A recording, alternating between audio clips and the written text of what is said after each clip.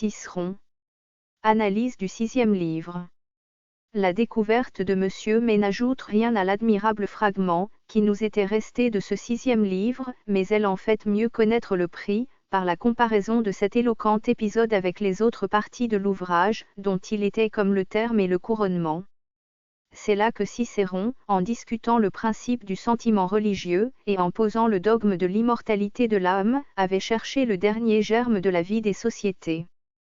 Quel caractère auguste et solennel dans un semblable entretien, prolongé entre les premiers génies de la République romaine, quelques jours avant la mort violente du plus illustre d'entre eux.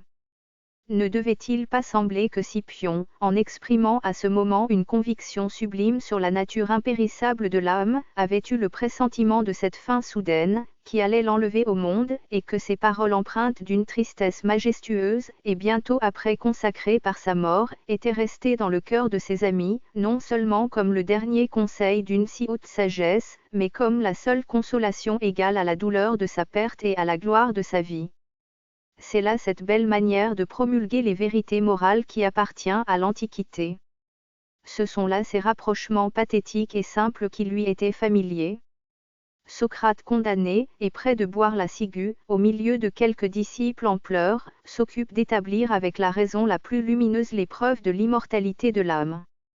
Scipion, le premier des Romains par la grandeur de ses actions et de son génie, élevé, à force de gloire, au-dessus même des caprices de l'inconstance populaire, Scipion, discutant avec d'illustres amis, dans la sécurité d'un noble repos, les destinées et les révolutions des États, se livre tout à coup à des idées plus hautes, et expose ce dogme de l'immortalité de l'âme, que les religions grossières de l'Antiquité n'affirmaient pas, et qu'il avait appris, dans un songe mystérieux, de la bouche de son immortel aïeul, et de son père Paul-Émile.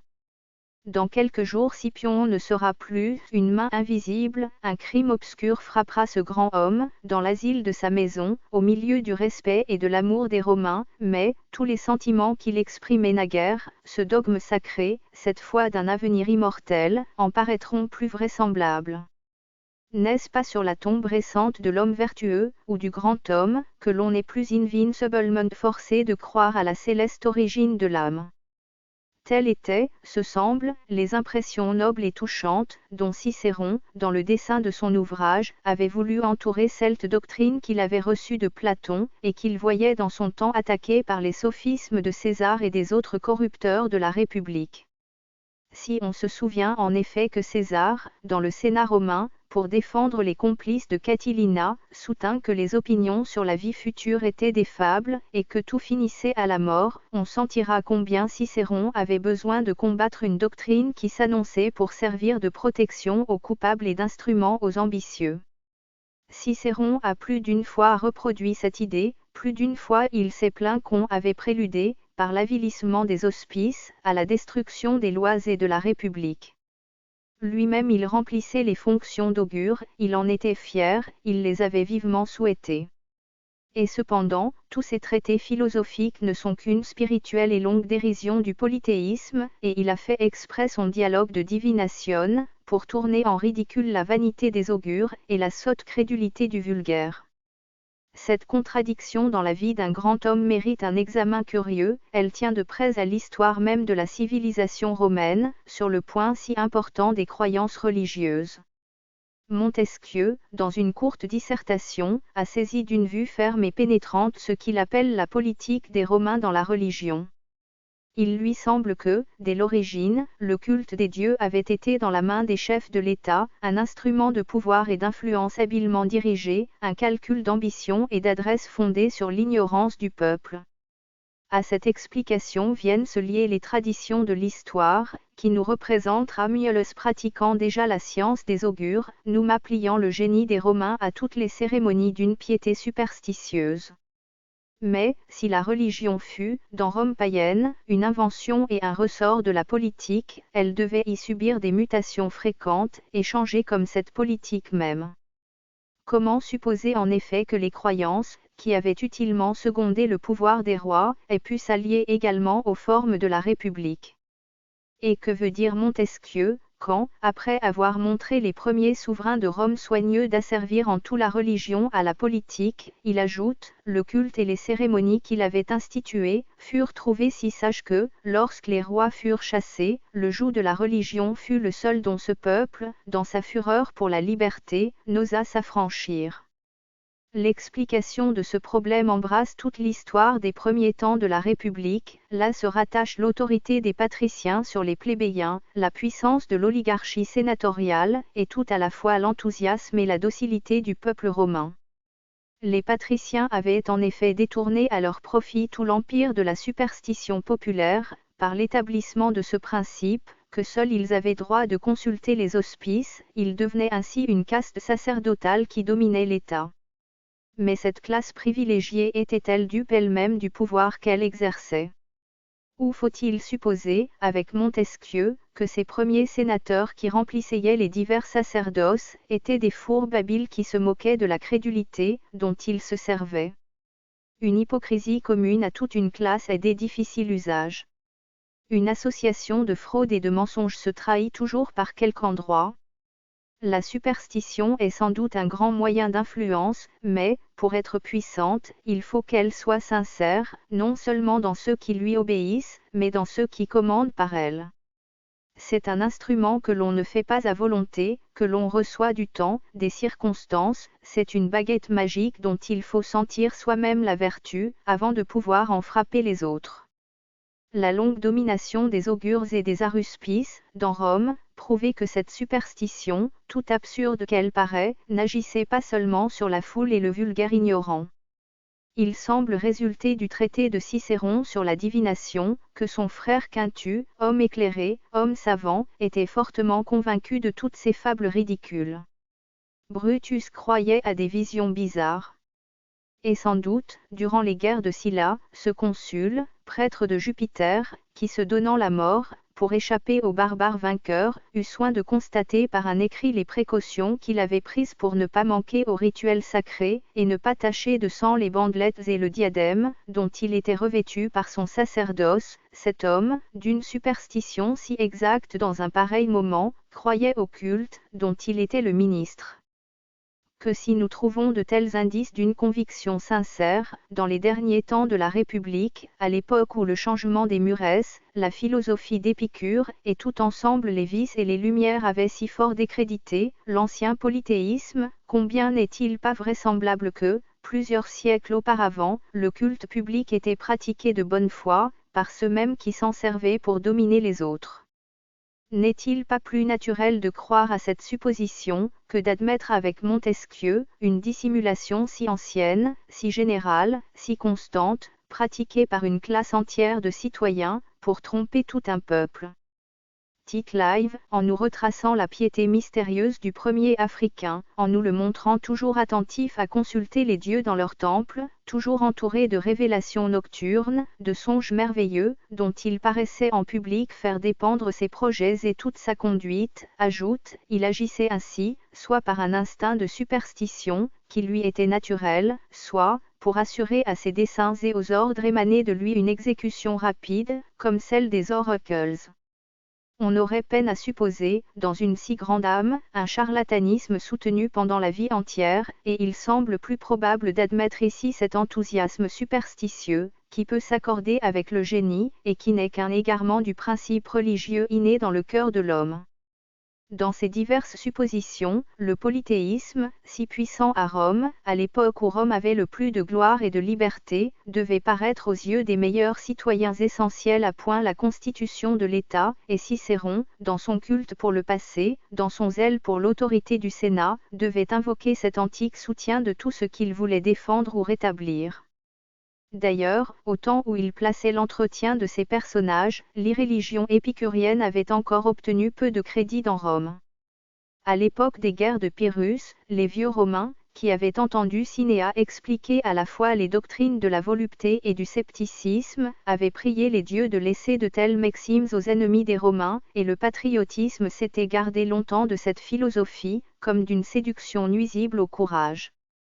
Aussi, Polybe nous rapporte que, de son temps, c'est-à-dire au temps même de Scipion Émilien, la crainte superstitieuse des dieux et des enfers maintenait inviolablement, chez les Romains, la foi du serment oubliée chez les Grecs. Le passage de cet écrivain est assez remarquable pour être fidèlement cité, comme le témoignage le plus authentique sur le siècle, dont Cicéron avait voulu peindre les institutions et l'esprit. Une chose, dit Polybe, qui est fort blâmée dans les autres hommes, me paraît constituer la force des Romains, je parle de la superstition, car ce sentiment est porté chez eux, dans la vie publique et particulière, à un excès, au-delà duquel il n'est rien. Quelques esprits s'en étonneront beaucoup, moi, je pense que les Romains ont agi ainsi, à cause du peuple.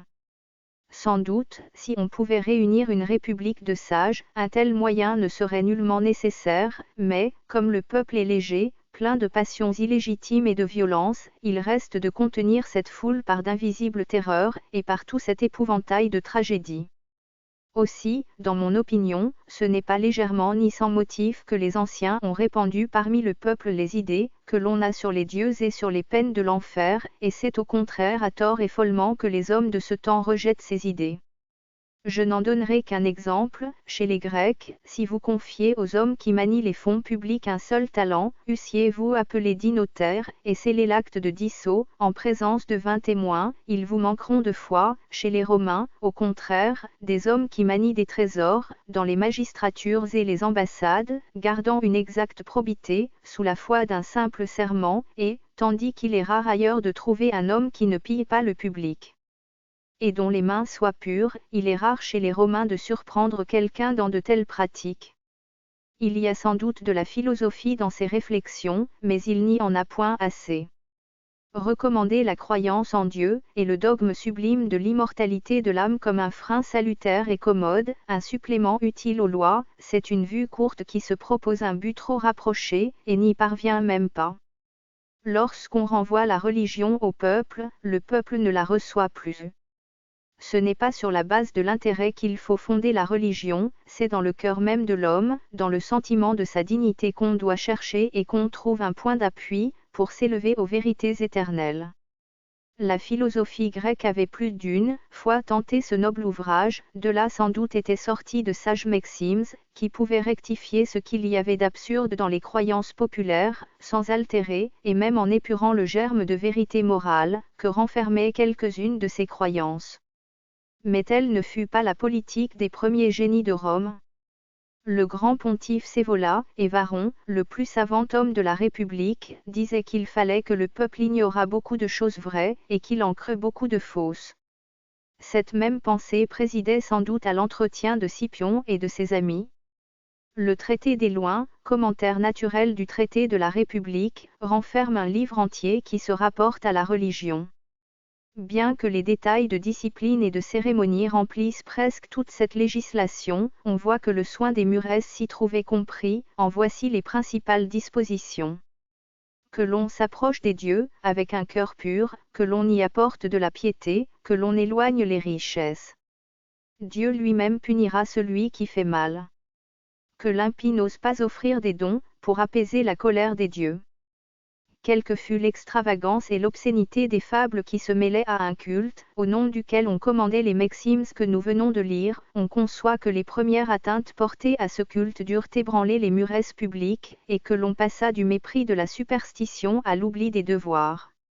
Voilà sans doute le motif qui, dans la pensée de Cicéron, avait pu lui inspirer, sur ce point, un langage si différent de son incrédulité personnelle. Un autre intérêt politique venait se joindre à cette première considération, c'était sans doute une invention bien ridicule que les augures et les aruspices, c'était, comme le dit Montesquieu, les grotesques du paganisme. Mais c'était un beau et puissant privilège que de pouvoir dissoudre une assemblée du peuple romain, annuler une résolution souveraine, faire abdiquer des consuls irrégulièrement nommés. On voit dans le traité des lois quelle importance Cicéron attachait à de telles prérogatives, quel contrepoids salutaire il croyait y trouver. Cicéron dit ailleurs que la négligence de la noblesse a fait tomber les augures dans le mépris, et qu'il n'en est resté qu'une vaine apparence. Les patriciens se lassèrent donc de cette longue fourberie, que leur attribue Montesquieu, ou plutôt, ils ne furent plus en état de la soutenir, du moment qu'eux-mêmes ne crurent plus à leur rôle. De quelle époque peut-on dater cette importante innovation ? Il semblerait qu'elle a dû commencer, au siècle même de Scipion, au temps où les lettres grecques se répandaient dans Rome. Cependant, nous voyons dans l'histoire que Tiberius Gracchus, s'étant aperçu qu'il avait omis une formalité augurale, en présidant à l'élection des consuls, écrivit à ce sujet au collège des augures, et que sur l'ordre de ce collège, les 2 consuls, qui étaient déjà partis l'un pour la Gaule cisalpine, et l'autre pour l'île de Corse, revinrent à Rome, abdiquèrent leurs charges et furent remplacés. Ce qui dut favoriser de bonne heure cette insouciance des nobles, à laquelle Cicéron impute la perte et l'avilissement des augures, c'est que les plébéiens furent admis au partage et au mystère de ce singulier sacerdoce. L'an 453 de Rome, les plébéiens qui avaient déjà obtenu de concourir à toutes les dignités civiles, obtinrent aussi d'être reçus dans le collège des augures, où ils eurent même la majorité. Ils furent en effet au nombre de 5 ajoutés à ce collège, anciennement composé de 4 patriciens. Ces augures n'étaient pas le seul corps sacerdotal qui eut, à Rome, de l'influence sur les affaires civiles. Le grand pontife, chef suprême de la religion, donnant des ordres à tous les autres pontifes, pouvait atteindre, en cette qualité, des hommes qui remplissaient en même temps de grandes fonctions dans l'État. Ainsi, l'an 511 de Rome, Postumius Albinus étant à la fois consul et grand prêtre de Mars, le grand pontife Métellus lui défendit, comme à son subordonné dans l'ordre religieux, de quitter l'Italie, et d'aller commander une armée en Sicile. Le grand pontife exerçait d'ailleurs, avec le concours du collège des pontifes qu'il présidait, une juridiction absolue sur les causes de divorce et sur les adoptions. Mais, ce qui donnait un caractère particulier au sacerdoce romain, c'est qu'il ne formait pas une profession à part, et qu'il était réuni sans cesse à des fonctions militaires et civiles. Ainsi, la religion, toujours représentée par des hommes liés à l'intérêt civil, n'intervenait dans les affaires de l'État qu'avec le même esprit, dont les citoyens étaient eux-mêmes animés. La charge de grand pontife, quoique donnée par les suffrages du peuple, demeura jusqu'à la fin du Ve siècle dans le domaine exclusif des patriciens. Cette dignité, et généralement toutes les fonctions religieuses, furent le privilège qu'ils conservèrent le plus longtemps, et le dernier point, sur lequel ils souffrirent le partage et l'égalité. Au reste, et c'est là que se trouve la politique romaine, les pontifes, quelle que fût l'étendue de leurs privilèges, ne pouvaient rien innover dans les formes et les objets du culte. Cette grave matière était sous la juridiction du Sénat et du peuple. On a vu au XVIe siècle, dans la lumière du christianisme, le parlement d'un peuple célèbre rédiger des symboles religieux, et non pas seulement les formes du culte, mais les fondements de la croyance. Telle était, s'il n'y avait pas une sorte de profanation dans le parallèle, l'étendue de la puissance qu'exerça le Sénat romain. Mais s'il est étonnant, s'il est ridicule, lorsqu'il s'agit des principes d'une religion toute spirituelle, de voir un peuple construire et modifier sa foi par des décrets, et mettre aux voix quelle doit être la conviction des âmes pieuses, on conçoit cette bizarrerie dans l'absurde chaos du polythéisme, au milieu de ces cultes sans morale, au milieu de ces divinités innombrables, dont le monde était inondé. Le pouvoir politique, dans Rome, accordait le droit de citer aux dieux étrangers, comme il le donnait aux peuples voisins. Le culte des Romains fut tout grec, à l'exception de quelques dieux indigènes sortis des traditions de leur histoire, mais, ce culte n'avait rien eu d'abord de l'élégante idolâtrie de la Grèce. Varron, cité par saint Augustin, disait que les anciens Romains furent 170 ans sans avoir de simulacre consacré. Nous les voyons successivement recueillir de nouveaux dieux, chez les peuples qui l'assujettissent, appeler de loin et recevoir avec solennité la déesse Cybèle, repousser au contraire, avec méprise et par des lois rigoureuses, le culte d'Isis et les mystères égyptiens. Au Sénat seul appartenait le droit d'autoriser la construction d'un temple nouveau. Souvent, on le voit dans l'histoire donner des ordres, pour rappeler à l'observance du culte ordinaire, et interdire les sacrifices inusités. Mais trouvait-il un grand intérêt politique à paraître associé aux destinées romaines quelques dieux nouveaux, il proclamait l'adoption de son culte, avec des solennités singulières et faites pour frapper l'imagination. Ce soin n'était jamais négligé devant les villes assiégées, à l'heure où les Romains allaient s'en rendre maîtres. Macrobe nous a conservé la curieuse formule qui était alors employée, c'était une espèce d'évocation, par laquelle on appelait au dehors des murs de la malheureuse cité tous ces dieux protecteurs. Voici cette formule dans les termes où elle fut prononcée au siège de Carthage, par la touche de Scipion. S'il est un dieu, une déesse, qui protège le peuple et la ville de Carthage, et vous, qui que vous soyez, Dieu puissant qui avez reçu sous votre tutelle ce peuple et cette ville, je vous conjure, je vous supplie d'abandonner le peuple et la ville de Carthage, de quitter leur demeure, leur temple, leur sanctuaire, leurs murs, de vous retirer loin d'eux, et de jeter dans ce peuple et dans cette ville la crainte, la terreur et l'oubli, je vous conjure et vous supplie de venir dans Rome. Vers moi et les miens, de préférer nos demeurées, nos temples et notre ville, et de servir de guide au peuple romain, à mes soldats, et à moi, afin que nous ayons la lumière et l'intelligence, si vous le faites, je promets par un vœu solennel de vous offrir des temples et des jeux. Indépendamment de ces dieux, dont Rome victorieuse enrichissait son Olympe, et qu'elle traînait, pour ainsi dire, à la suite de chaque triomphe, sans cesse l'imitation des muresses étrangères, la superstition, l'ignorance populaire introduisaient de nouvelles divinités. Après avoir consacré tous les dieux et tous les héros de la mythologie grecque, Rome adora les passions et les vices personnifiés, sous leur propre nom.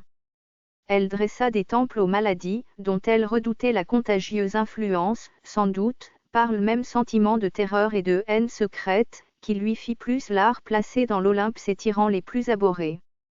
L'idolâtrie en vint à ce point, que, suivant l'expression d'un ancien, il était plus facile de trouver à Rome un dieu qu'un homme.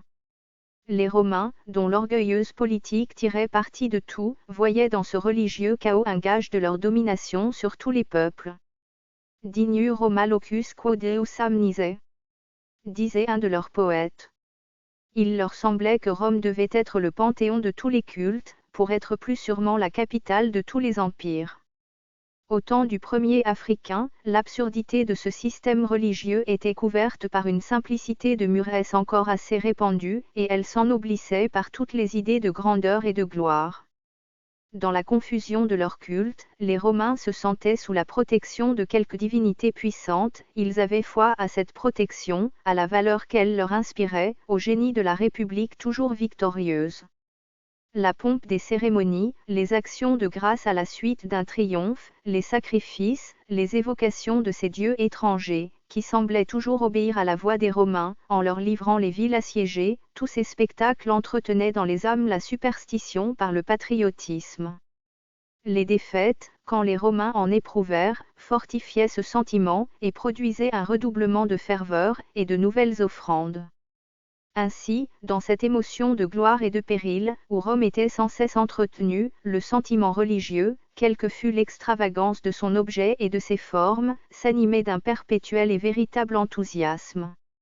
Mais il est manifeste que, dès l'époque de Scipion Émilien, les arts et la philosophie de la Grèce commencèrent à jeter quelque ridicule sur l'idolâtrie. Le poète Lucile, dans un entretien qu'il supposait entre les dieux, les faisait plaisanter eux-mêmes sur ce titre de père, que les hommes leur donnaient à tous indistinctement. Ailleurs ce même poète raillait ceux qui tremblent devant les idoles, comme devant des divinités, et il les comparait à ces enfants qui ont peur d'une statue de marbre ou d'airain, et la prennent pour un homme. Mais ce qui prouve les grands progrès de cette incrédulité, et sa promptitude à devancer même la marche des arts, c'est qu'un siècle après Lucile, Lucrèce choisit pour unique sujet de ses chants le système irréligieux d'Épicure, et attaqua sans réserve les fables du polythéisme. Les idées philosophiques ne tombent jamais dans le domaine du poète, qu'après avoir longtemps occupé les esprits. Lucrèce annonce qu'il a entrepris son ouvrage, pour affranchir les âmes des liens de la superstition, mais on peut croire que ces liens étaient déjà brisés, puisque la poésie, encore à son berceau dans Rome, la poésie naturellement portée vers les traditions religieuses, se donnait à elle-même une tâche si éloignée de sa vocation primitive et naturelle. Le poème de Lucrèce, animé par un génie, que n'a pu vaincre la sécheresse même de l'athéisme, cet ouvrage singulier, écrit à la fois sous l'inspiration d'Homère et d'Épicure, et qui réunit la verve d'une littérature naissante au scepticisme d'une société corrompue, ce monument qui ne pouvait appartenir qu'à un peuple imitateur, comme le furent les Romains, est la plus grande preuve que, dès le 7e siècle de Rome, le polythéisme tombait en ruine, et que la même incrédulité s'étendait au dogme sacré de l'immortalité de l'âme. Les magistrats se contentaient de maintenir les rites et les cérémonies du culte. C'est ainsi que paraît avoir raisonné le célèbre Varron, que Montesquieu appelle un des plus grands théologiens de Rome. Dans son ouvrage sur les Antiquités, il avait placé à la fin ce qui concernait la religion, parce que, disait-il, les États se constituent, avant de se donner une religion. Il divisait ensuite la connaissance des dieux en 3 espèces différentes, qu'il nommait mythologiques, naturelles et civiles. La première, disait-il, renferme beaucoup de fables contraires à la majesté et à la nature d'êtres immortels, par exemple, qu'il soit né de la cuisse ou de la tête d'un dieu, qu'il ait commis des vols, des adultères. La seconde se compose des systèmes de la philosophie, sur l'essence des dieux. Enfin, la théologie civile se borne à la connaissance des dieux reconnus par le culte public, et aux devoirs des citoyens et des prêtres, pour la célébration des sacrifices. La première de ces théologies, ajoutait Varron, est faite pour le théâtre, la seconde pour l'univers, la troisième pour Rome. Il paraît que Varron, dans cet ouvrage, expliquait, par des allégories, les plus grandes absurdités du polythéisme, et qu'il le réduisait à des observances légales, dont la politique devait diriger l'usage. Cicéron porta plus loin le scepticisme et la vraie philosophie, non seulement, il attaqua le principe des théogonies païennes, et répéta ce que les Grecs avaient dit à ce sujet de plus fort et de plus moqueur, mais il s'éleva souvent au dogme d'un seul Dieu, d'une suprême et pure intelligence.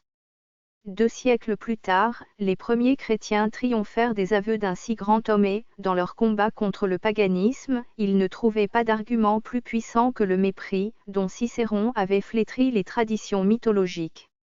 Les défenseurs du paganisme au contraire, s'apercevant que les écrits de Cicéron avaient préparé, par l'avilissement des croyances antiques, la victoire d'un culte nouveau, demandaient que le Sénat fît détruire de si dangereux ouvrages. À la vérité, on pouvait répondre que ce même Cicéron avait 100 fois célébré et embelli de son éloquence le culte des dieux. Ses opinions varient en effet, selon qu'il parle en orateur, qu'il raisonne en politique, ou qu'il conjecture en philosophe. Orateur, il emploie les pieuses croyances, l'intervention miraculeuse des dieux, l'inviolabilité des autels, la sainteté des rites antiques. Poursuit-il Véret, son ardente prière fait descendre tous les dieux autour du tribunal, pour accabler un spoliateur sacrilège. Défend-il Fonteius, il invoque sur lui les mains tutélaires d'Unsur qui veille à la durée de l'Empire et des feux de Vesta. Homme d'État, il veut maintenir le culte établi, il le défend, il l'admire comme un monument du passé, comme une tradition de la sagesse antique, comme un gage de la perpétuité de l'Empire, il redoute l'irréligion et les superstitions nouvelles, et ne veut permettre aux citoyens qu'un culte formellement admis par l'État. Mais dans ses ouvrages philosophiques, Cicéron, libre et ingénieux disciple des Grecs, ne voit plus dans la mythologie vulgaire qu'un tissu de fausses traditions, ou d'allégories mal comprises. Bien que la diversité des opinions qu'il prête à ses interlocuteurs laisse quelquefois une sorte d'incertitude sur sa propre pensée, il est clair qu'il ne croit pas au polythéisme, et qu'il doute de tout le reste. Ces ouvrages ne sont à la vérité que des analyses contradictoires de toutes les opinions déjà répandues dans la Grèce, mais on ne peut douter que Cicéron, leur donnant le crédit de son nom et la popularité de son éloquence, n'ait puissamment contribué à détruire dans sa patrie l'ancien système religieux, dont ses opinions montraient le ridicule et l'inconséquence. À travers quelques précautions qui semblent des égards pour la croyance reçue par l'État, les dialogues des Tusculanes et de la nature des dieux renversant tout l'édifice du paganisme, et le réduisent à des fables ou à des symboles. Le traité de la divination, moins spéculatif et moins imité des Grecs, détruit par le ridicule une des parties essentielles du culte public. Toutes les espèces d'oracles et de prédictions, toutes les fourberies des prêtres païens, et toutes les sottises de la crédulité humaine, sont attaquées dans le second livre de ce singulier ouvrage, avec une hardiesse que Cicéron ne cache plus sous le nom d'un interlocuteur étranger, mais qu'il avoue librement. Les paroles, par lesquelles il termine, semblent une profession de déisme opposée aux fables du polythéisme, et aux vaines terreurs du vulgaire. Parlons avec vérité, dit-il, la superstition répandue chez les peuples a opprimé presque toutes les âmes et s'est emparée de la faiblesse humaine. Nous l'avions dit dans l'ouvrage sur la nature des dieux, et nous l'avons plus particulièrement démontré dans ce dernier écrit, convaincus comme nous le sommes, que nous aurions fait une chose utile à nos concitoyens et à nous-mêmes, si nous avions extirpé une telle erreur. Cependant, car, sur ce point, je veux que ma pensée soit bien comprise, la chute de la superstition n'est pas la ruine de la religion. Il est d'un sage de conserver les institutions de nos aïeux, pour l'observance des sacrifices et des cérémonies, et l'existence d'une nature supérieure, éternelle, la nécessité pour l'homme de la reconnaître et de l'adorer, est attestée par la magnificence du monde et l'ordre des choses célestes. Ainsi, de même qu'il faut propager la religion qui se lie à la connaissance de la nature, il faut arracher toutes les racines de la superstition. On ne peut confondre ce langage avec celui de Lucrèce, qui prétendait également délivrer les âmes des terreurs imbéciles de la superstition. Une cause première, une nature divine remplace ici le mouvement inexplicable des atonies d'Épicure.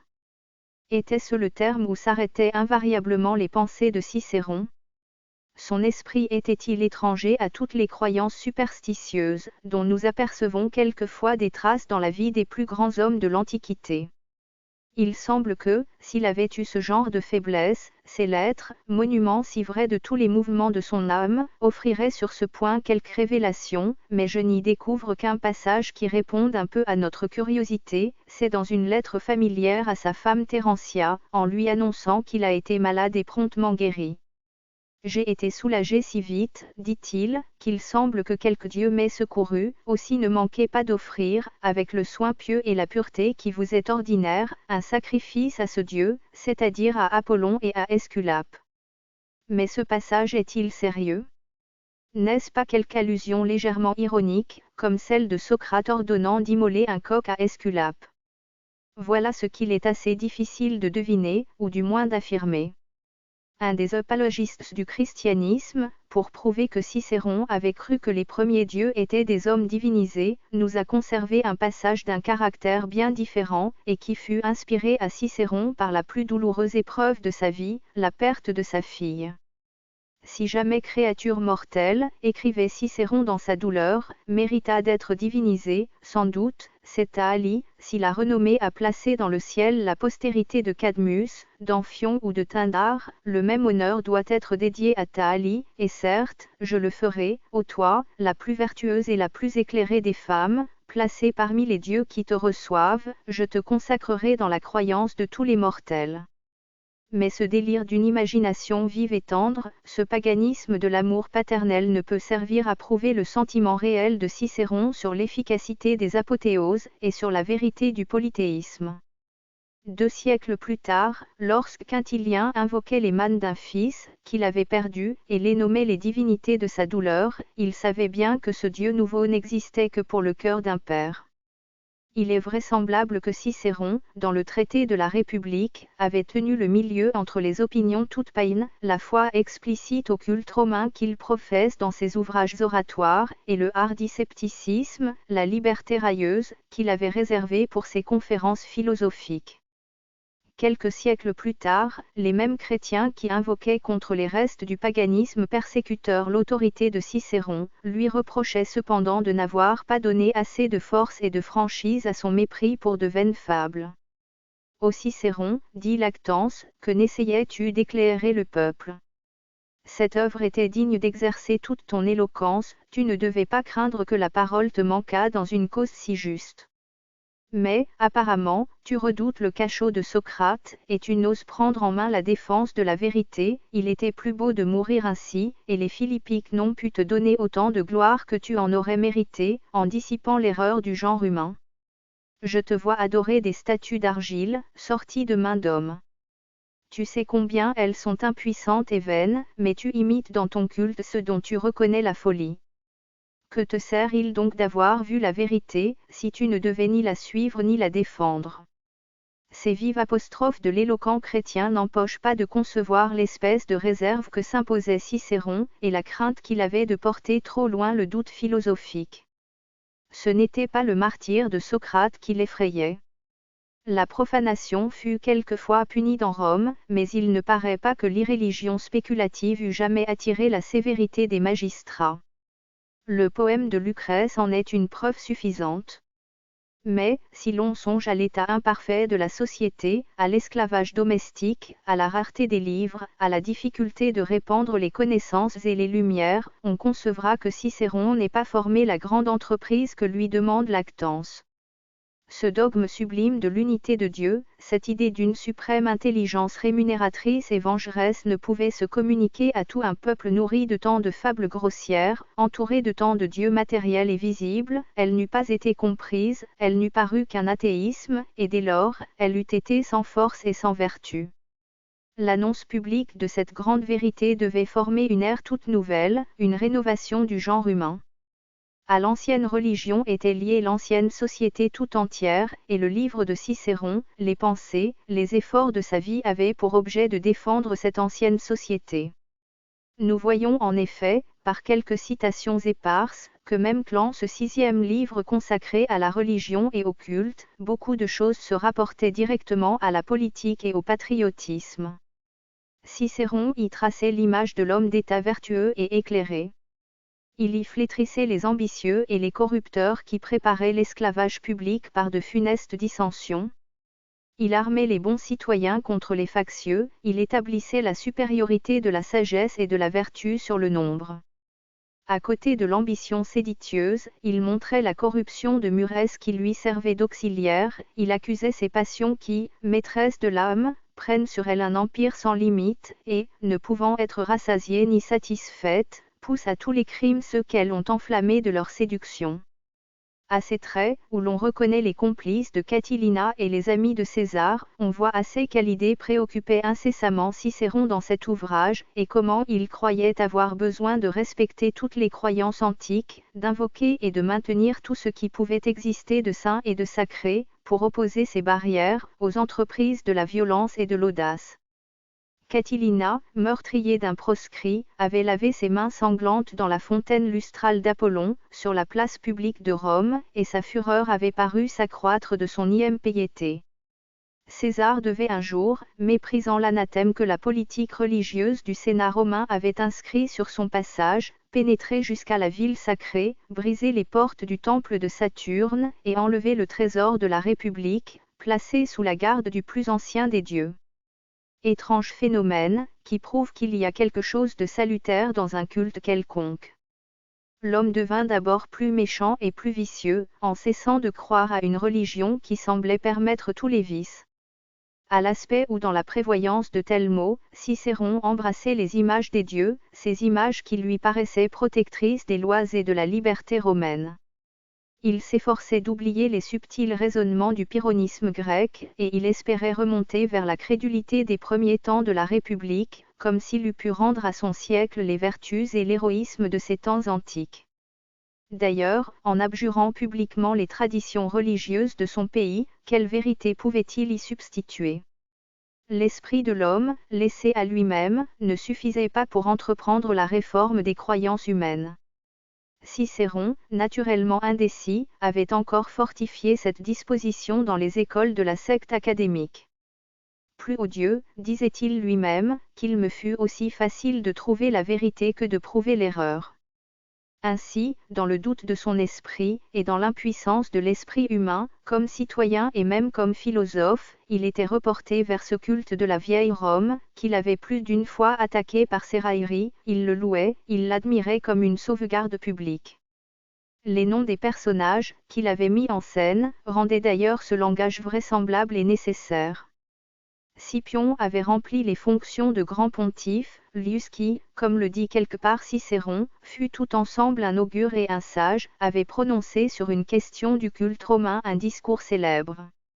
Nous voyons par un fragment du 6e livre qu'il était fait dans le dialogue allusion à ce discours, où les anciennes cérémonies et les vases sacrés des ancêtres étaient vantés comme les plus agréables aux dieux immortels. Une autre phrase, également conservée par un grammairien, se rapporte à la sainteté, à l'inviolabilité que les anciens Romains donnaient à l'union conjugale, en la plaçant sous l'intervention des auspices. Il suffit de ces faibles indices, pour apprendre quel respect des anciennes coutumes, quelle gravité religieuse devait régner dans ce livre, et comment Cicéron avait dû s'y refuser les saillies de scepticisme, qu'il laisse échapper dans d'autres ouvrages. Mais à côté des fables du polythéisme, il avait placé les belles inspirations de la philosophie platonicienne, et cette croyance de l'immortalité de l'âme, principe d'un culte tout spirituel et tout moral. C'était là le triomphe de son génie, et heureusement cette partie de son ouvrage s'était conservée jusqu'à nous. Le songe de Scipion est un exemple de ce que la raison et l'enthousiasme peuvent faire pour s'élever à l'éternelle vérité, et de ce qui leur manque pour y parvenir. C'est un monument précieux, tout à la fois parce qu'il est sublime, et parce qu'il est insuffisant. Quelle que soit en effet l'élévation et l'éloquence de ce morceau, il semble que la simplicité de la grande vérité qu'il renferme est souvent altérée par les raisonnements d'une philosophie argutieuse et subtile. Que d'efforts, que d'expressions scolastiques, pour prouver que l'âme est immortelle, parce qu'elle a son mouvement en elle-même. Les descriptions du monde céleste, le bruit harmonieux des sphères, et toute cette théurgie pythagoricienne, dont Cicéron fait un grand usage, forment aussi un bien petit spectacle, à côté de l'immensité réelle de l'univers. Mais l'épisode entier n'en conserve pas moins une singulière magnificence de pensées et d'expressions. Sans doute, depuis Cicéron, le génie de l'homme, aidé par le temps et la science, a prodigieusement agrandi le spectacle de l'univers. Il a remplacé toutes les imaginations des philosophes et des poètes sur le système du monde, par des réalités bien autrement merveilleuses. Il a calculé l'infini avec une rigueur mathématique, bien plus sublime que toutes les hypothèses de l'enthousiasme, mais il n'a fait en cela que donner une nouvelle certitude au noble pressentiment de la sagesse antique, sur les destinées de l'homme. Il n'a fait que manifester avec plus de puissance la grandeur de Dieu, et la divine origine de l'âme. Livre 6e. Bien que, pour les sages, la conscience des belles actions soit la plus magnifique récompense de la vertu, cependant cette divine vertu, sans ambition et statuts qu'un Plonville retient sur leur base, ou ces triomphes ornés de lauriers qui sèchent si vite, aspirent à des couronnes plus vertes et plus durables. Quelles sont ces couronnes, dit Lius. Souffrez, reprit Scipion, puisque nous sommes libres encore pendant ce troisième un jour de fête, que je vous fasse un dernier récit. Lorsque j'arrivai en Afrique, où j'étais, comme vous le savez, tribun dans la 4e légion, sous le consul Maniliu, mon premier empressement fut de voir le roi Masinissa, que de justes motifs liaient à notre famille par une étroite amitié.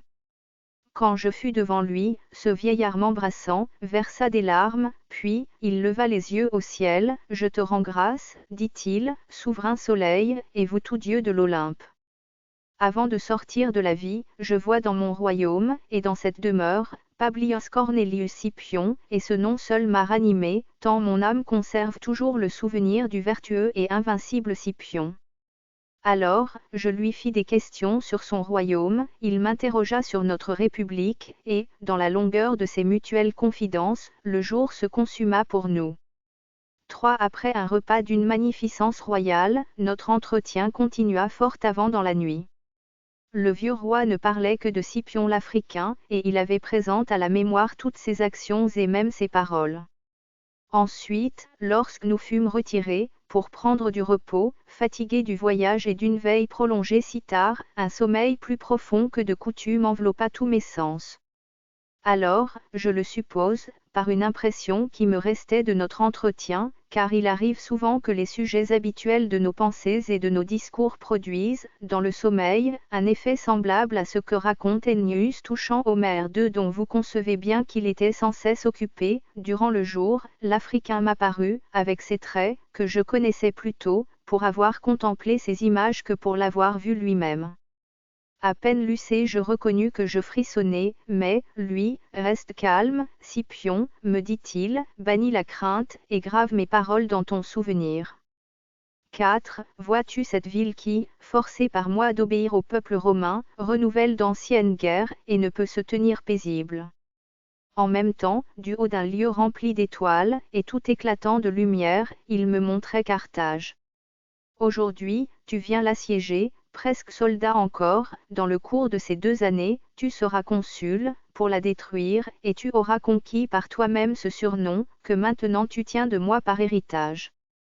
Lorsque tu auras renversé Carthage, que tu auras été censeur, et que tu auras visité, comme envoyé de Rome, l'Égypte, la Syrie, l'Asie, la Grèce, tu seras de nouveau choisi consul, en ton absence, tu finiras la plus grande de nos guerres, tu ruineras Numanthe. Mais, après que, sur un char de triomphe, tu auras monté au Capitole, tu retomberas au milieu du désordre de la République troublée par les projets de mon petit-fils. Là, Scipion l'Africain, il te faudra faire briller pour la patrie le flambeau de ton âme, de ton génie, de ta prudence.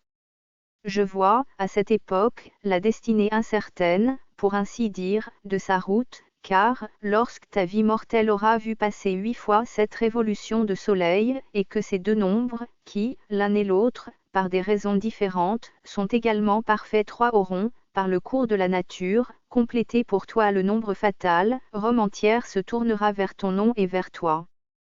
C'est toi, que le Sénat, toi, que les bons citoyens, toi, que les alliés chercheront de leur regard, tu seras l'homme sur qui reposera le salut de la patrie. Enfin, dictateur, il te faudra de nouveau constituer la République, si tu peux échapper aux mains parricides de tes proches.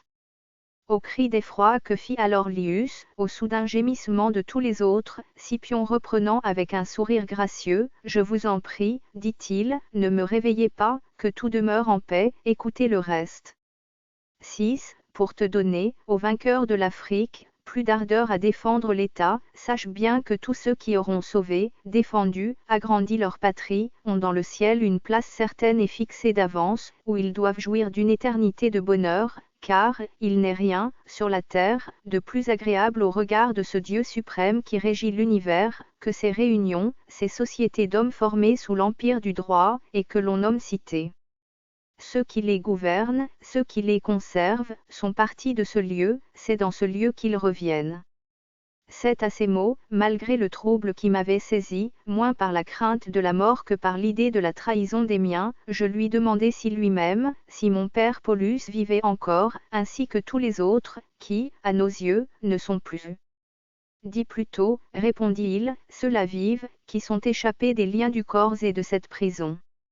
Ce que vous appelez la vie, dans votre langage, c'est la mort. Regarde, Paulus, ton père, vient vers toi. Quand je l'aperçus, je répandis une grande abondance de larmes, mais lui, m'embrassant avec tendresse, me défendait de pleurer.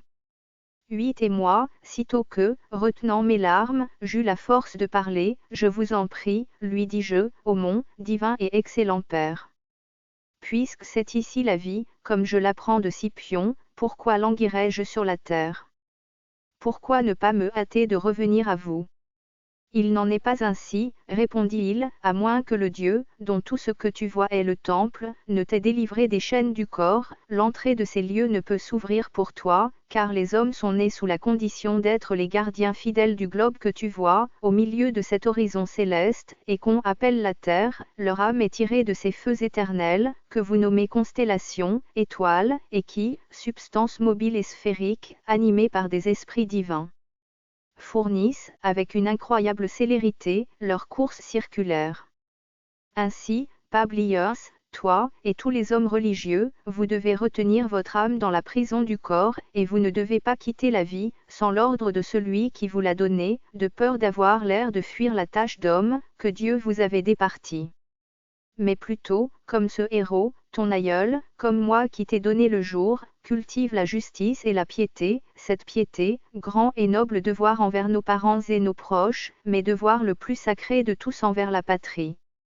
Une telle vie est le chemin pour arriver au ciel et dans la réunion de ceux qui ont déjà vécu, et qui, délivrés du corps, habitent le lieu que tu vois. 9 Il désignait ce cercle lumineux de blancheur qui brille, au milieu des flammes du ciel, et que, d'après une tradition venue des Grecs, vous nommez la Voie lactée. Ensuite, portant de tous côtés mes regards, je voyais dans le reste du monde des choses grandes et merveilleuses, c'étaient des étoiles que, de la terre où nous sommes, nos yeux n'aperçurent jamais, c'étaient partout des distances et des grandeurs, que nous n'avions point soupçonnées.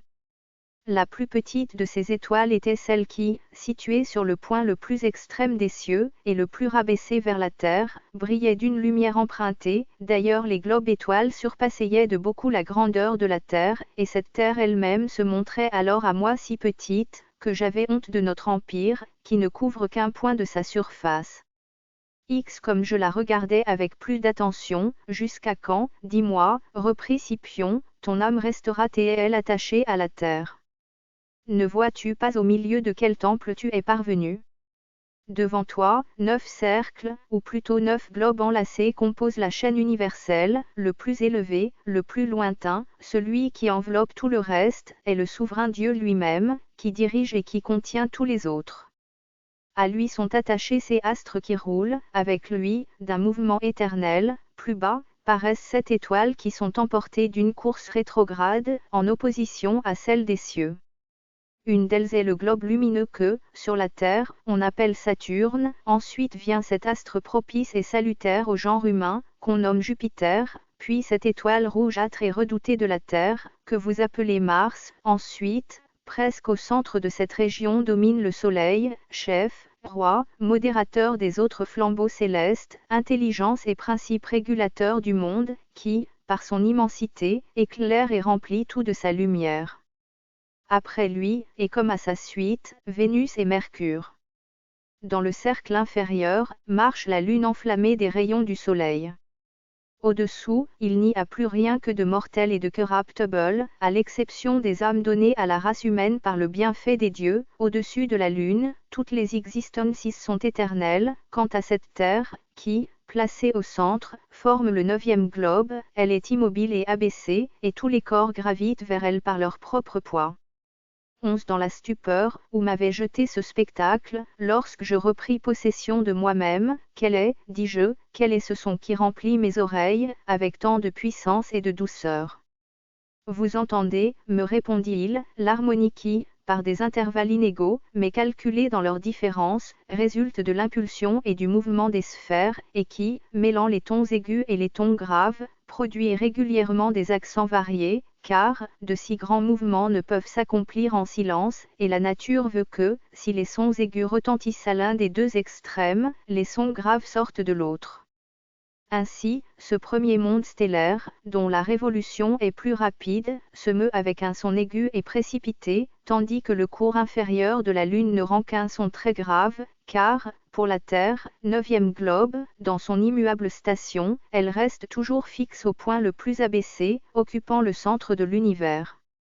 Les 8 sphères mobiles, parmi lesquelles 2 ont la même portée, Mercure et Vénus, produisent 7 tons distincts et séparés, et il n'est presque aucune chose dont ce nombre ne soit le nœud. Les hommes, qui ont imité cette harmonie par le son des cordes, ou de la voix, se sont ouverts une entrée dans ces lieux, ainsi que tous les autres qui, point par la supériorité de leur génie, ont, dans une vie mortelle, cultivé les sciences divines, mais, les oreilles des hommes sont assourdies par le retentissement de ce bruit céleste. Et en effet, le sens de l'ouïe est le plus imparti fait chez vous autres mortels. C'est ainsi qu'au lieu où le Nil se précipite du haut des monts vers ceux-ci qu'on nomme les cataractes, la grandeur du bruit a rendu sourds les habitants voisins.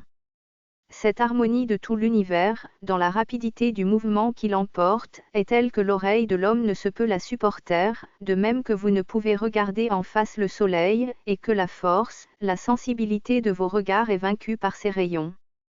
Dans mon admiration de ces merveilles, je reportais cependant quelquefois mes yeux vers la terre. 12 L'Africain me dit alors, je vois que, même en ce moment, tu contemples la demeure et la patrie du genre humain. Si elle se montre à toi, dans toute sa petitesse, ramène donc toujours tes regards vers le ciel, méprise les choses humaines. Quelle étendue de renommée, quelle gloire désirable peux-tu obtenir parmi les hommes? Tu vois sur la terre leurs habitations disséminées, rares, et n'occupant qu'un étroit espace, tu vois même entre ces petites taches, que forment les points habités, de vastes déserts interposés, tu vois enfin ces peuples divers tellement séparés que rien ne peut se transmettre de l'un à l'autre, tu les vois jetés çà et là, sous d'autres latitudes, dans un autre hémisphère, trop éloignés de vous, pour que vous puissiez attendre d'eux aucune gloire.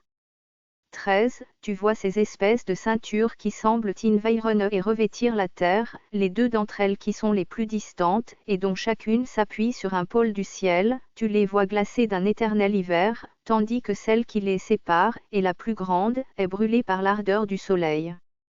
Deux zones sont habitables, la zone australe, dont les peuples sont vos antipodes, race étrangère à la vôtre, enfin, cette zone septentrionale que vous habitez, vois dans quelle faible proportion elle vous appartient. Toute cette partie de la Terre, en effet occupée par vous, resserrée vers les pôles, plus large vers le centre, n'est qu'une petite île, de toutes parts baignée par une mer, qui s'appelle l'Atlantique, la Grande Mer, l'océan, comme vous dites sur la Terre, et pourtant, avec tous ces grands noms, tu vois quelle est sa petitesse. Mais enfin, partant du point qu'occupent ces terres cultivées et connues, ta gloire, ou celle de quelqu'un des nôtres, a-t-elle pu franchir ce Caucase que tu vois, ou traverser les flots du Gange? Qui jamais, dans le reste de l'Orient ou de l'Occident, aux bornes du Septentrion ou du Midi, entendra ton nom. Et, tout cela retranché, tu vois dans quelles étroites limites votre gloire cherche une carrière pour s'étendre, ceux mêmes qui parlent de vous, combien de temps en parleront-ils? 14. Et, quand même les races futures, recevant de leurs aïeux la renommée de chacun d'entre vous, seraient jalouses de la transmettre à la postérité, ces inondations, ces embrasements de la terre, dont le retour est inévitable, à certaines époques marquées, ne permettraient pas que nous puissions obtenir, je ne dis pas l'éternité, mais seulement la longue durée de la gloire. Et de plus, que t'importe d'être nommé dans les discours des hommes qui naîtront à l'avenir, lorsque tu ne l'as pas été dans ceux des hommes qui sont nés, avant toi, génération non moins nombreuse, et certainement meilleure.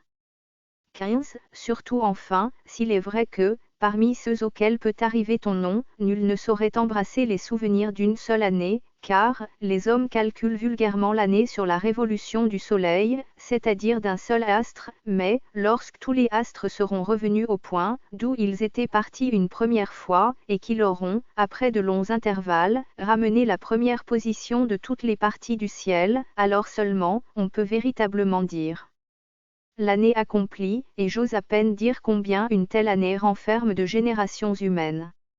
Le soleil parut jadis s'éclipser et s'éteindre, au moment que l'âme de Ramiel s'entra dans le sanctuaire des cieux, quand le soleil, au même point, éprouvera une seconde éclipse, tous les astres, toutes les planètes étant replacées au même lieu, alors seulement vous aurez une année complète, mais sachez que, d'une telle année, la 20e partie n'est pas encore révolue. 16. Si donc tu avais perdu l'espoir d'être rappelé dans ces lieux, le terme unique des grandes âmes, de quel prix serait enfin cette gloire des hommes, qui peut à peine s'étendre à une faible partie d'une seule année? Donc, si tu veux élever tes regards et les fixer sur cette patrie éternelle, ne dépend plus des discours du vulgaire, ne place plus dans des récompenses humaines le but de tes grandes actions. Que, par son charme puissant, la vertu seule t'entraîne à la véritable gloire. Laisse aux autres à juger ce qu'ils diront de toi, ils en parleront sans doute, mais, tout le bruit de leurs entretiens ne retentit pas au-delà des régions que tu vois, ils ne se renouvellent éternellement pour personne, ils tombent, avec les générations, qui meurent, il disparaît dans l'oubli de la postérité. 17. Lorsqu'il eut ainsi parlé, ô Scipion, lui dis-je, si les hommes qui ont bien mérité de la patrie trouvent un sentier ouvert, pour les conduire aux cieux, moi qui, dès l'enfance, marchant sur les traces de mon père et sur les tiennes, n'avais point déshonoré votre gloire, je veux cependant aujourd'hui, dans la vue d'un prix si beau, travailler avec plus de zèle encore. Il dit, travaille en effet, et sache bien que tu n'es pas mortel, mais ce corps seulement, car, tu n'es pas ce que manifeste cette forme extérieure.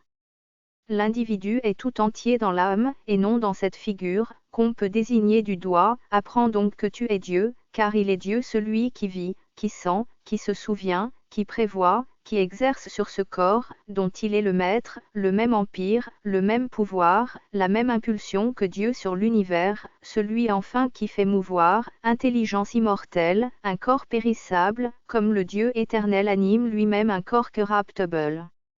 18. En effet, le mouvement éternel, c'est l'éternelle vie. Mais l'être qui communique le mouvement, et qui le reçoit d'ailleurs, doit nécessairement, sitôt qu'il s'arrête, cesser de vivre. Il n'y a donc que l'être doué d'un mouvement spontané, qui ne cesse jamais d'être ému, parce qu'il ne saurait être délaissé par lui-même, bien plus, c'est en lui que tous les autres corps trouvent une cause, un principe d'impulsion. Or, ce qui est principe n'a point d'origine. Car, du principe sort tout le reste, et lui-même ne peut tenir son être d'aucune chose, il ne serait pas principe, comme nous l'entendons, s'il émanait du dehors. Si donc il n'a pas d'origine, il n'a pas non plus de fin, car un principe anéanti ne pourrait ni renaître d'un autre principe, ni en créer lui-même un nouveau, puisqu'un principe est nécessairement le premier point de départ de toute chose. Ainsi, le principe du mouvement réside dans l'être qui se meut par lui-même, il ne peut donc ni commencer, ni finir, autrement, le ciel s'écroulerait, la nature resterait en suspens, et ne trouverait aucune force qui lui rendît l'impulsion primitive. 19. Or, maintenant qu'il est manifeste que l'immortalité appartient à l'être qui se meut de soi-même, peut-on nier que telle ne soit la nature départie à nos âmes? En effet, tout ce qui reçoit le mouvement d'ailleurs est inanimé. Ce qui est vivant agit par une impulsion intérieure et personnelle, et, telle est la propre nature de l'âme et sa puissance.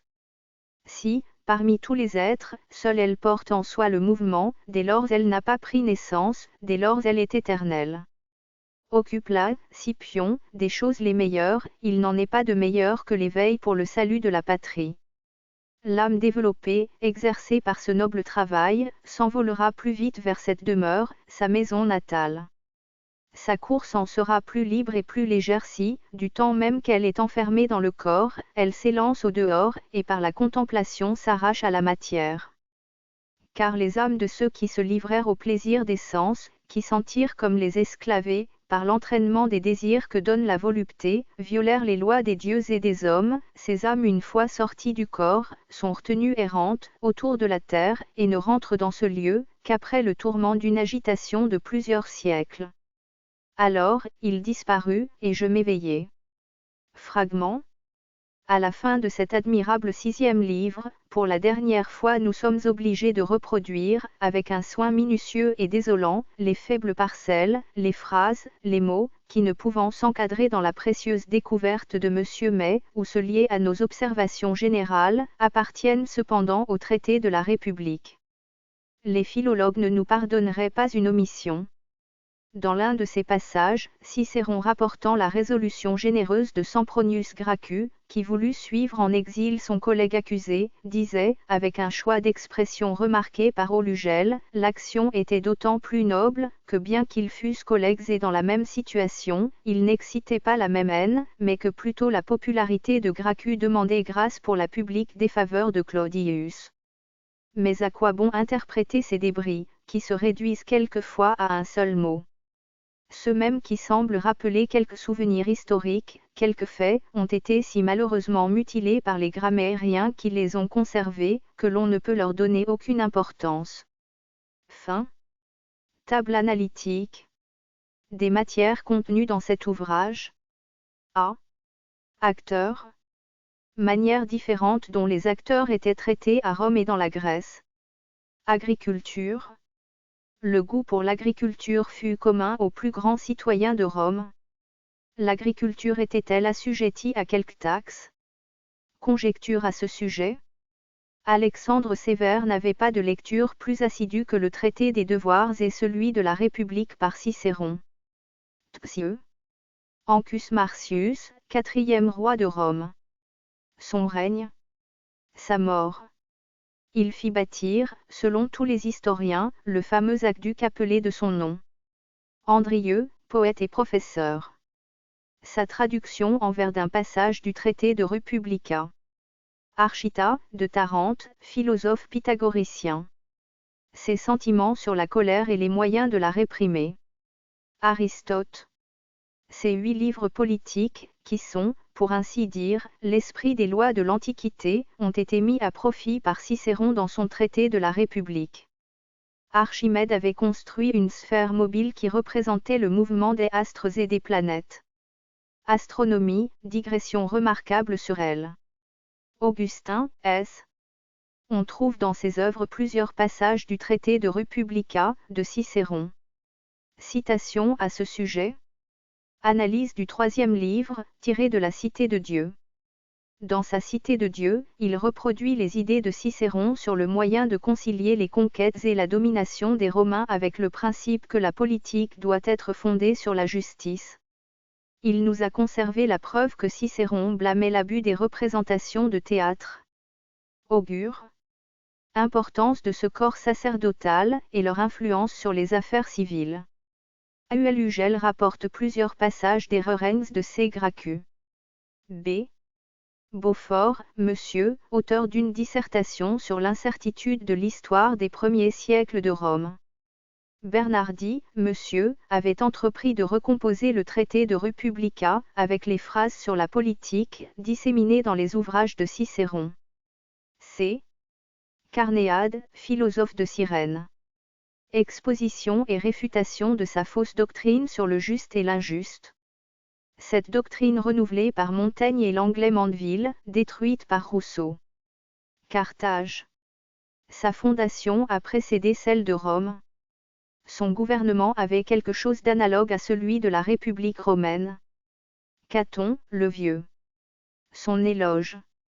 Son opinion sur l'origine et les causes de la prospérité de la République romaine. Il avait composé un ouvrage de Republica et un livre des origines. Jugement sur ces deux ouvrages. Citation du commencement du traité de Republica.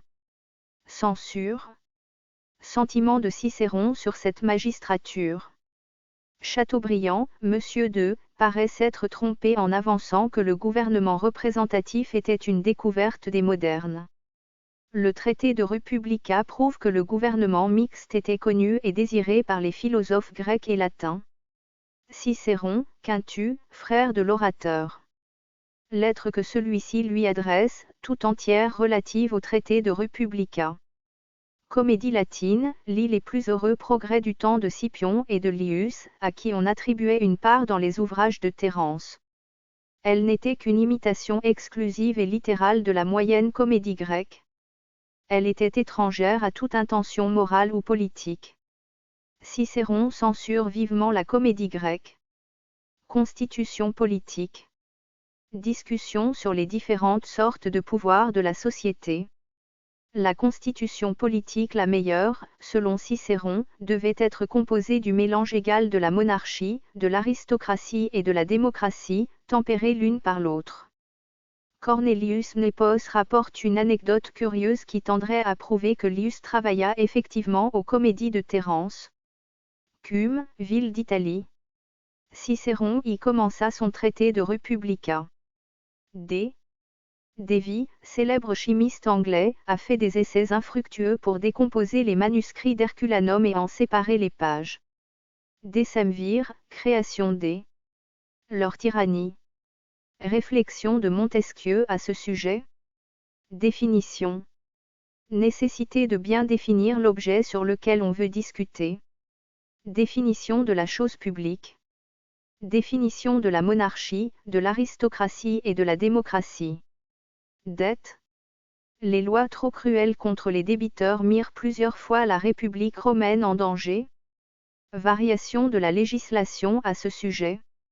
Dialogue de Republica trouvé dans la bibliothèque du Vatican, avait été, dans le VIe siècle, recouvert par une nouvelle écriture renfermant des commentaires de saint Augustin sur les psaumes. Dictateur. Étymologie de ce mot. Digression sur les inconvénients politiques du voisinage de la mer. Éclectique. Nom que l'on donne aux philosophes qui, sans embrasser particulièrement aucun système, prennent de chacun ce qui leur paraît le plus vraisemblable et le mieux fondé. Cicéron semble avoir suivi la méthode éclectique dans son traité de Republica. École publique à Rome de peu d'importance. Éducation. On est obligé de s'en tenir à des conjectures sur l'état de l'éducation à Rome au temps des Scipions. Les fragments du traité de Republica ne donnent aucun éclaircissement à ce sujet. Fragment précieux d'un discours de Scipion Émilien, où il blâme la mollesse de l'éducation des jeunes Romains. Négligence des Romains à l'égard de l'éducation publique. Vice de l'éducation, cause principale de la corruption des derniers temps de la République. Égalité, 1, absolue devient une extrême injustice. Ennius, ancien poète latin. Vers de ce poète sur la mort d'un roi. F. Femme. Murès et éloge des femmes romaines au temps de Scipion. G.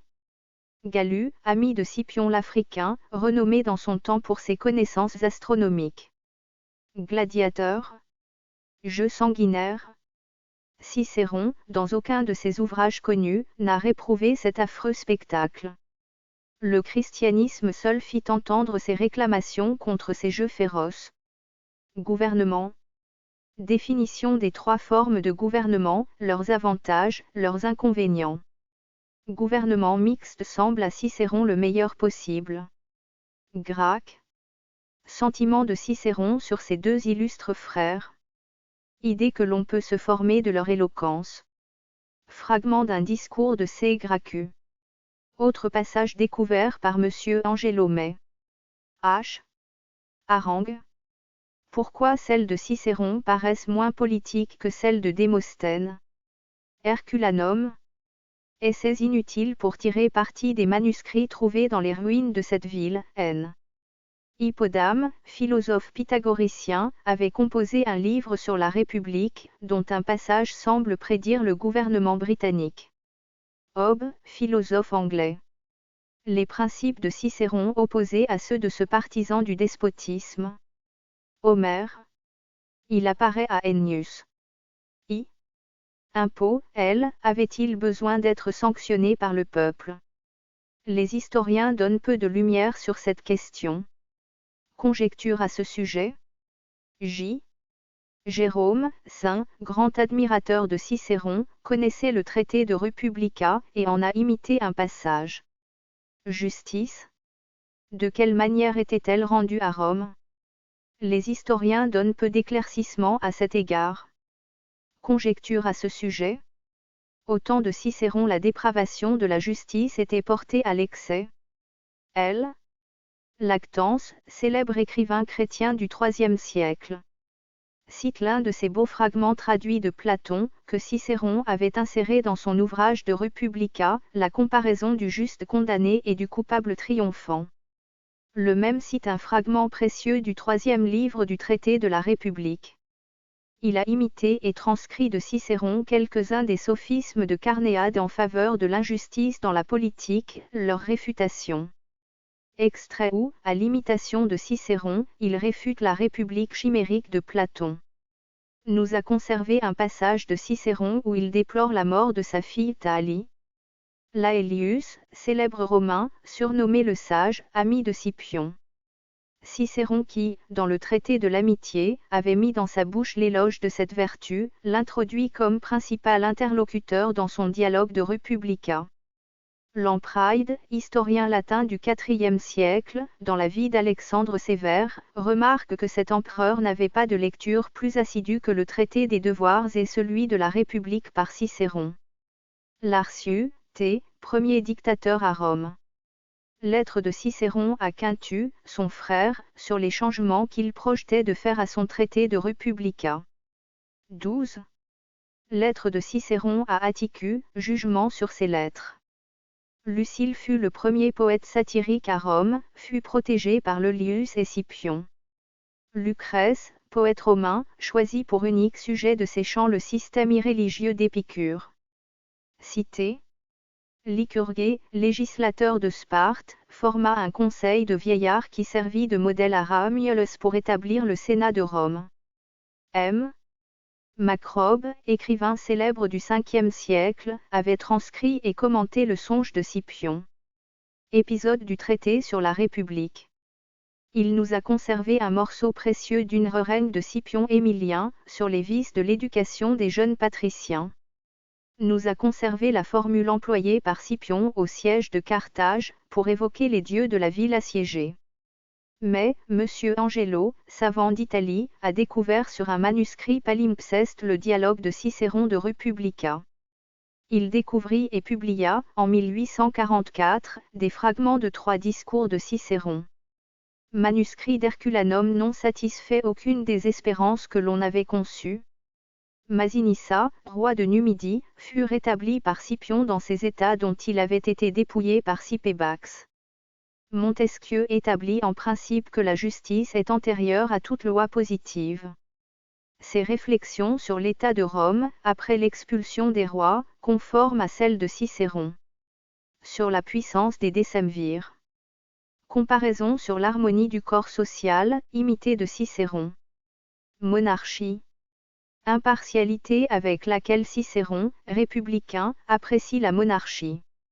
Éloge singulier de la monarchie, que Cicéron place dans la bouche de Scipion.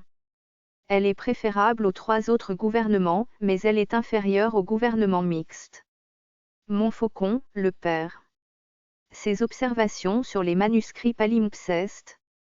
Musique. Cicéron, dans son 4e livre du traité de la République, paraît avoir blâmé l'influence de la musique. N. Naevius, poète romain, ayant osé, dans des espèces de drames, attaquer le premier Scipion, fut puni par les magistrats et réduit à s'expatrier. Nonius, grammairien, auteur d'un traité de Varia Verbum Signification, a conservé plusieurs phrases du traité de Republica, mais seulement sous le rapport grammatical. Passim, dans tout l'ouvrage. Numa, élu second roi de Rome. Son gouvernement religieux et pacifique. Anecdote sur les livres de Numa, trouvés dans le 7e siècle de la République, renfermés dans un coffre de pierre. Tradition qui faisait Numa contemporain et disciple de Pythagore, regardé comme une fable par Cicéron et Tite-Live. O. Origine et cause de la prospérité de la République romaine. P. Palimpseste. Ce mot désigne un manuscrit dont on a effacé en tout ou en partie l'écriture pour y copier un nouvel ouvrage. Ce moyen est fort ancien, comme on le voit par une lettre de Cicéron. Panétius, philosophe stoïcien, né à Rhodes, l'an 38 avant J.C., fut le maître et l'ami de Scipion l'Africain. Cicéron avait beaucoup étudié les ouvrages de ce philosophe. Parélie. C'est le nom que les astronomes donnent aux fausses images d'un ou de plusieurs soleils qui paraissent quelquefois autour du véritable. Cicéron prend occasion d'un pareil phénomène, arrivé à Rome du temps de Scipion, pour commencer son dialogue de Republica. Paul-Émile envoie demander à Athènes des philosophes pour élever ses enfants. Ayant porté au trésor public l'immense butin de la victoire sur Persée, le peuple romain cessa de payer l'impôt. Peinture énergique du tyran populaire, s'élevant du milieu de l'anarchie, imitée de Platon. Péloponnèse presque environnée de toutes parts par la mer. Inconvénient des villes maritimes plus exposées au luxe, à la corruption, à la cupidité. Périclès dissipe la terreur que les Athéniens avaient conçue d'une éclipse de lune, en leur expliquant la cause de ce phénomène céleste. Peuple. Ce que signifie ce mot relativement à la société. Tableau d'un peuple qui a tué son roi ou son chef. Photius, passage 2, d'après lequel on peut conjecturer que les Grecs de Byzance eurent quelques connaissances du traité de Cicéron sur la République. Platon. Sa République est plutôt un traité d'éducation qu'un système de gouvernement. Un passage, où il établit l'immortalité de l'âme, a fourni à Cicéron l'épisode du songe de Scipion. Pline le naturaliste. Témoignage curieux de cet écrivain, au sujet de l'aqueduc d'Ancus Marcius. Politique, là, doit être fondée sur la justice. Développement de ce principe de Cicéron, par saint Augustin. Polybe. Passage de son traité sur les diverses formes de la République. Son opinion sur les institutions religieuses des Romains. Pouilly, Monsieur II, a fait une dissertation où il essaie d'ôter toute authenticité au 1er siècle de l'histoire romaine. Réfutation de cette opinion. Prologue du 3e livre, Mutilé, dont on retrouve des fragments dans les œuvres de saint Augustin. Prudence, poète chrétien du IVe siècle, presse dans un de ses poèmes Théodose d'abolir les spectacles barbares des gladiateurs. Q. Quintilien. Son opinion favorable au poète comique Ménandre. R. Religion, la chrétienne a donné à la puissance une autre base que la force et le nombre. Religion, la des Romains, appui du gouvernement. Réfutation d'une opinion de Montesquieu à ce sujet. Romulus, fondateur de Rome, choisit la situation de cette ville avec une merveilleuse convenance. Il comprit et adopta le principe que l'unité d'empire et la puissance royale se fortifient par l'influence des principaux citoyens. Rousseau donne à la pudeur une autre origine que Cicéron. Rutilius, célèbre romain, élève de Pensius, ami de Scipion. Cicéron suppose tenir de lui les principes de gouvernement qu'il établit dans son traité de Republica. S. Sabines enlevées par les soldats de Ramulus. Salué, membre de l'Académie des Belles-Lettres, a réfuté les opinions de M. de Pouilly sur l'authenticité de l'histoire des premiers siècles de Rome. Satire, là. L'invention en est attribuée aux Romains par Quintilien. Scipion l'Africain, fils de Paul-Émile. C'est dans sa maison de campagne que le dialogue de Republica, dont il est le principal interlocuteur, est supposé avoir lieu. Il discute les avantages et les inconvénients des différents gouvernements, et semble préférer le gouvernement mixte à la monarchie tempérée. Raison de cette préférence. Sénat. Comment se formait-il aux diverses époques de la République? Ce problème historique n'est pas encore tout à fait éclairci. Réflexion à ce sujet. L'autorité du Sénat a toujours été à Rome prépondérante. Prérogative du Sénat. Sénèque cite assez longuement le traité de la République, mais seulement pour quelques curiosités historiques. Il a imité un passage du traité de la République, le portrait de l'homme public. Servius, 6e roi de Rome. Son origine, ses institutions, sa division du peuple par centurie. Analyse des lois de Servius. Songe de Scipion, épisode admirable du traité sur la République. Ce songe fait partie du 6e livre du traité de la République. Spurius Cassius, ayant travaillé à s'emparer de la puissance royale, fut mis à mort par son propre père. Stobée, auteur grec, qui vivait vers l'an 400 de Jésus-Christ. On trouve dans le recueil de ses écrits un fragment extrait d'un livre sur la République, du pythagoricien Hippodame, qui semble une prédiction du gouvernement britannique. Suétone donne quelques notions sur les écoles fondées à Rome par des Grecs, plutôt tolérées qu'autorisées par le gouvernement. Syracuse. Tableau du gouvernement de cette ville. T. Tableau des malheurs d'un peuple qui a frappé un roi juste ou ses obéis légitimes, traduit et imité de Platon par Cicéron. Du juste accablé d'ignominie, et du méchant comblé de tous les prix de la vertu, imité de Platon. Tacite, dans ses Annales, Liv. 4, chapitre 33, fait allusion au premier livre du traité de la République de Cicéron. Il a imité un passage du même traité dans sa vie d'Agricola. Tarquin, 7e et dernier roi de Rome. Jugement de Cicéron et de Montesquieu sur ce prince. Terence, poète comique, protégé par les Scipions, anecdote à ce sujet. Tertullien attaque les théâtres de son temps, et cite à cette occasion une anecdote curieuse sur le théâtre de Pompée.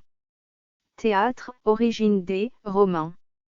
Corruption du théâtre relativement aux fausses idées qu'il donnait des dieux.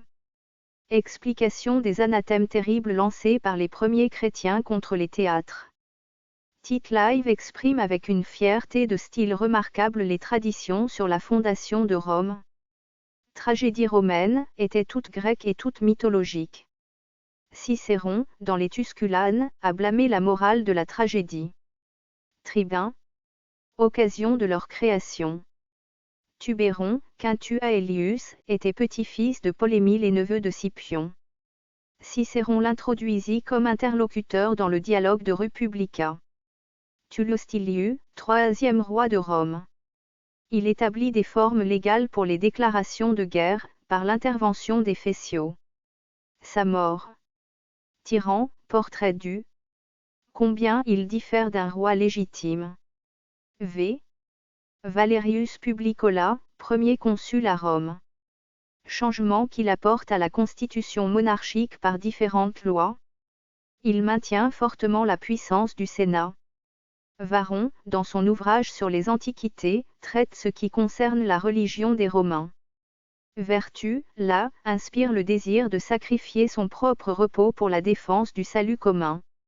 Virginius, poussé par les fureurs d'un décemvir à immoler sa fille, fait soulever l'armée. X. Xénocrate, belle Maxime II. A. W. Wilberforce. Une de ces pensées, qui marque la supériorité du principe religieux des sociétés modernes sur les bases fragiles de la société antique. Ce mot prouve que, dans le plan définitivement adopté par Cicéron, le dialogue était supposé n'avoir eu lieu que pendant 3 jours. Cette apparition d'Homère à Ennius avait été décrite par le vieux poète latin, en vers que rappelle et qu'a sans doute surpassé Lucrèce, comme l'a chanté, dit-il, notre Ennius, qui le premier, du gracieux sommet de l'Hélicon, apporta le feuillage toujours vert d'une couronne fameuse parmi les peuples d'Italie. Ennius d'ailleurs raconte, dans ses vers immortels, qu'il est une région souterraine, où ne pénètrent ni les âmes ni les corps, mais seulement certaines images d'une merveilleuse pâleur. C'est de là que, selon ses récits, lui avait apparu la jeunesse éternelle d'Homère versant des flots de larmes et dévoilant les secrets de la nature. 3. Le nombre 8 était réputé parfait comme nombre pair, le nombre 7, à cause d'une certaine excellence mathématique et théurgique qu'on lui attribuait.